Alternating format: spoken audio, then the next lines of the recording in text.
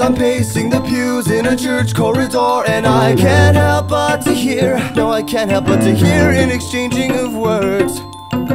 What a beautiful wedding, what a beautiful wedding, says a bridesmaid to a waiter. Yes, but what a shame the poor groom's bride is a whore.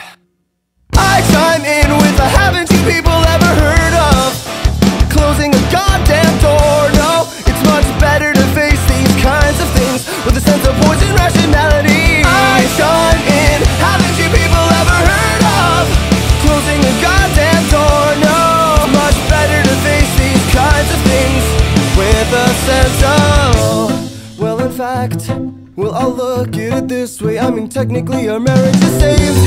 Well, this calls for a toast, so pour the champagne. Oh, well, in fact, well, I'll look at it this way. I mean, technically our marriage is saved.